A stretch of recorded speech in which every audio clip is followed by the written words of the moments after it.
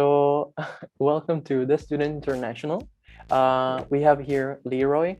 Hello, Leroy. How do you feel today? I'm great, thank you. Thanks for having me. Thank you very much for being here.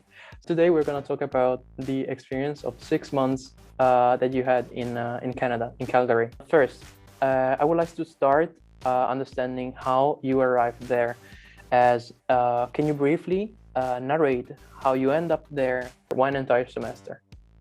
Well, it's a bit of a weird combination of situations because originally I was planning on going to Rotterdam to study digital marketing. That was what I was going to do at first. However, things never really go as planned in my life, so I always sort of go with the flow, and I got this once in a lifetime opportunity to go to Canada. I contacted the international office. They gave me this opportunity. They said there's one place left. You go if you want. And well, I just accepted it. And sure, a lot of things needed to be changed, and I needed to get an internship, figure out the flights, accommodation.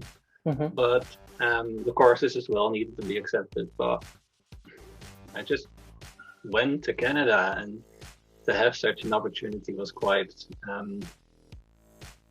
amazing. Yeah, I agree. That's fascinating. In fact, I'm also one dream of mine is, as I'm a first year student of international business, and I'm also studying French among things.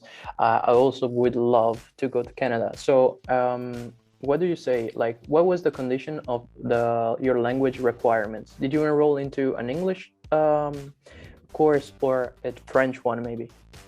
Well, Calgary itself is a bit in the middle of Canada, so not very French cultured. When you go to Montreal or Toronto, even Quebec, that's more Canadian French. One course of mine, well, all of my courses were in English taught, as well as my education, IBMS, which I study at H, that was also English taught. So everything was in English. Did you have any problems with the language? You're Dutch, right? So Right. you don't necessarily have problems with the language, but if you assess your level of English before the experience and after, would you say there was room for improvement? There's always room for improvement. However, it was not the first time I went abroad, because I also went to have an internship from my previous education in Ireland, Dublin. I see. So that's where my English already improved, and then I took a 4-year English education and a minor in Canada. So I have been improving quite a lot, but yeah, my English is friend. So you were you had your experience in which year? Last year. Last year. So you're in your third or fourth year? Third year. Yeah, third year. Okay. And which languages did you take, or did you take any language at Hazard? I did take some Spanish, and I did take some German because I already knew German, and I also am quite good at German, but it didn't really stick for me at the HSS. And I'm also doing international business and management, not international business and language. So languages are now required for me, and Spanish just didn't click. I'm not good at Spanish. I see. So it's just English. Yeah. Yeah, it's always funny to see how Dutch people are so meant to study German because of the similarities with the language. And Italian people, I'm Italian, for example, and I get so easily to study Spanish and French, and but I suck totally at German. So it's endless cycle. Different level of languages, of course, because Germanic languages are Dutch, German, and English, which is easy for them. But switching over to French, Spanish, or Italian is just hard. That's for everyone. Okay. Now I would like to thank you for your comment again. I would like to raise the importance of the question, and I want to ask you. So, if you did, when did you realize that you made the right choice that you felt like all the hassle, I never met I don't know how to pronounce that hassle, of getting there was actually worth it. Well, I think it even started before I was going. Hmm. Um, because planning the flight, planning my courses, what I was going to take, and um, the living arrangements and everything, it already got me excited. I had a very short planning because my internship connected straight to my mind. I had like a Hmm. week to pack everything and go to Canada. Um, Once I met everyone of the international students that also did their minor in Canada, Hmm. I think in that week it clicked when you just came together. You knew you were not alone.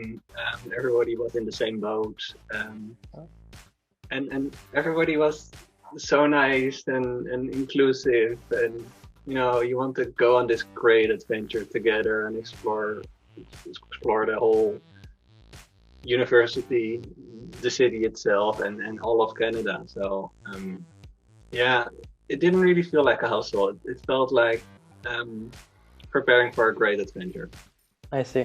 There is this Italian poet that would say that I think it's a very famous quote, but the waiting for the pleasure is actually the pleasure. It's greater than the Yeah, pleasure itself. for So sure. so I guess this quote really resemble what you just said. So you were in Canada. What about your accommodation? Like, was it hard to find? They gave me an opportunity to live on campus. Hmm. Um, they had apartments and townhouses, and I just signed up for a townhouse. You could give your preferences, of course, and townhouses were four-bedroom houses with a living room and kitchen, and um, the pay for it was okay. Sure, it was everything is still expensive. We're students, but Hmm. it was doable, and I loved it for the time there because you live with people that go to the same university, and also later on in I think 2 months down, I got to live with another international student. So then you're really together. Um, it just made everything click together. You have people around you that have the same situations, the same struggles, and you can just enjoy your life the same way. I see. Okay, probably for the people that are watching us, it will be very useful to know a range of price. You don't need to say the actual I price, think it but was around 600 to 700 euros a month mhm. for a bedroom apartment, your own bedroom, and I shared a bathroom with one other person, because there were two bathrooms in the townhouse, and then kitchen and living room were for all the four of us. Okay, I so think it was around 700. 700, and you would put this in the mid range, in the high range, high end, or basic accommodation style. It's it was mid range. Everything you needed was there, and everything you didn't need was easily um, gettable. You could easily go to the shop and buy some new knives or whatever. But price quality range was good. A good price for an okay apartment. Accommodation, I see. Yeah, yeah. Okay, so Canada, Ireland, both kind of the same culture. And Mm. I'm referring to, and I'm saying this because while preparing these questions, I was like, okay, I prepared some specific one and some general ones, and I put in general ones questions that would regard the society in which we live in. So I wondered if you end up in places like Korea, in like South Korea, I don't not even considering North Korea, or China, or Asian countries that are very far away from us, or even Australia, you touch a different culture. So my Yeah. question is, did you see anything that made you question your own way of living? Alternatively, was there anything which made you reckon how great your country's way of living is? Um, yeah. Actually, so because I'm an international student, right, and I'm always thinking about going abroad, studying abroad, or even working abroad, you're always comparing your country, or in this case, the Netherlands, to Of where course. you're at on vacation, or in my case, where I worked and study. The Netherlands is great in comparison to other countries because maybe it's just because my roots are here, my friends and family, and you know sort of everything. I know how taxes work here. I know how health and insurance work. But um, the people in the Netherlands are way different from the people and the culture in Canada and Ireland. Were a bit harsh Harsher. and Okay. yeah, people. I feel like people abroad are nicer, more open, friendlier, Hmm. um, very eager to help. Um, and I sort of miss that in the Netherlands, but that's one of the only things I miss actually. Sure, if you can also compare the petrol prices and everything because Canada is like you can drive around for almost nothing Hmm. in petrol prices and go on road trips as if it's just buying candy. But That's yeah, amazing. That's amazing. That's quite an interesting point of view. I mean, I'm gonna live here for the next like at least 1 year, and then I will have to move to others for my minor. And this is yeah, also why I'm doing these interviews to kind of already know like I I presume my immense ignorance. So I'm interviewing people like you so that I can learn more, and hopefully also the people that are watching us yeah. will learn something. How about medical care in Canada? Was it different? Was it very expensive? Tell us about it. Um, so Canada easily compares to America, right? And in America, you don't really have social health insurance because everything's way more expensive than anywhere else in the world. And there was a social insurance or medical insurance we had to take in order to study as an Hmm. abroad student in Canada at that particular university, which was I think only $150 Canadian dollars, which would be 100, about 150 150 for per the month whole no for the whole term for 1 semester. for one semester. I see. Okay, perfect. I think it's 150. I'll look it up in a minute, or I will email it to you. But and that just gave you insurance for everything that was supposed to happen, or well, not supposed to, but could happen. I Um, I have a question then about it. I'm gonna connect straight away and cut where we were heading. I have been in the European Solidarity Corps, and I remember. I don't know if you know. It's you are a volunteer. yeah. You receive some money, and you also have an insurance, of course. And I did it Hmm. in Romania. So my question is, we experienced there a lack in the insurance that the European Union issued us. It wasn't Okay. very complete. It wasn't very covering our needs, Okay. at least entirely. So my question is, do you think your assessment of debt of $150 per Canadian dollars per semester, are they enough and they cover enough? Yeah, it covered a great amount. We went ice skating, and somebody got a cut by his eye by somebody's ice skate, and he had to go to an hospital in Canada in Calgary. Everything was covered. Sure, he needed to supply an original fee, but he would get it back later on by the insurance that the university made us take. Yeah, And yeah. also, corona tests at the time were covered because when people got sick or got Really? Okay. yeah That's incredible. That's amazing. I am so happy that you managed to give this kind of examples because those are the ones that tells us, okay, do we need that? Do we not need that? Because so many things in many blogs maybe that you could read yeah are so not tailored for your own needs. I'm very happy that we managed to cover this. What is your proudest accomplishment during your experience there? my proudest accomplishment. Oh God. I think there's a few, and I cannot really pick one in particular because I learned how to get into wall climbing there, which Okay, is okay. a sport or an exercise or whatever you want to call it. But I did a competition in it, and I became third after only Well, man, um, um, uh, I did it for 3 months only because, of course, the competition was a bit early in the semester, and I got into it after a month of being there. So that's one. Also, um, skiing on a black slope, oh, flex slope, yeah.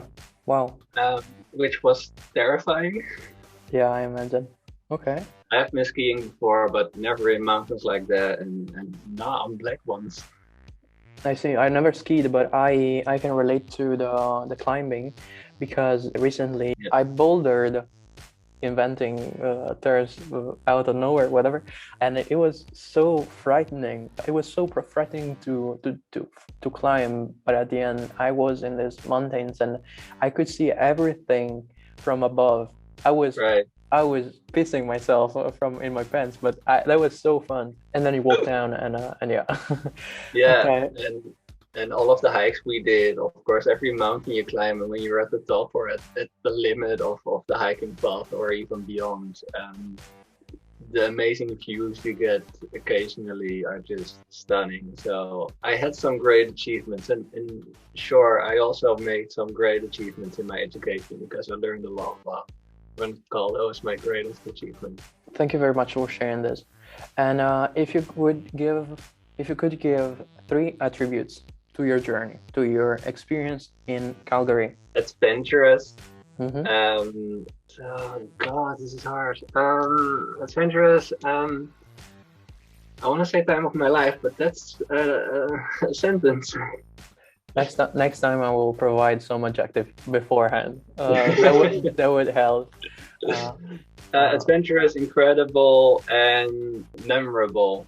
and memorable. Okay, this one is the hardest question, I think. How is your past self evolved, grown, and matured into becoming your current self? And in what ways does these two people differ from each other? Well, I always had a feeling of wanting to belong somewhere or wanting to be included. Don't have that anymore since I know that there will always be people in similar situations as you. And sure, maybe it was the culture as well, but everyone will always want to help you if you ask for it. That's really a statement. Wow. I mean, being an international student like you right now, maybe a little bit different because international student, properly said. So, like I am right now, and like you were in Canada anyway, Yeah, um, they need to understand this kind of thing. That if you need, if you are in a position of needing something, just ask. And yeah, it's really, you just need to be bold and brave and just speak up, ask for help, and you will get whatever you need. We live in a society, or the society is becoming that everybody will always want to help you. thank you very much. What would be the suggestions you would give to your past self in order to live the experience in a perhaps less stressful or energy consuming way? Yeah, I sort of already live by it, but always go with the flow. Mm-hmm. And um, you really have to make life feel like a river, and always go down with the stream. Never really sure if you want something to happen, you can change the way you're moving through the water. But life is hard enough. Everything is we'll figure it out in the end. So everything will be fine in the end. Now 10 minutes for you to tell about your what you want to say, and thank you again for being here. The floor is yours. Thank you. So first of all, to all the students that didn't get the memo yet, from every advice I gave so far. Um, just take on every adventure you can get, because you can always make more money, but you cannot always make new memories. And in that same area of thought, I want to share something I'm doing right now. I I am joining, or I have joined the May 50K challenge to raise funds for an illness I'm having, which is MS, and I am walking 550 kilometers to raise funds for multiple sclerosis research. I'm gonna put the link below, don't worry. It will be done in the description. Yeah. It is only in the month of May. I am doing it to raise awareness, not necessarily to get funds, but everything that is donated will help me and everybody else to leave MS behind us. I'm sure we helped lots of people by watching this video. See you. Have a nice day. Okay? You too, man. Enjoy the weather.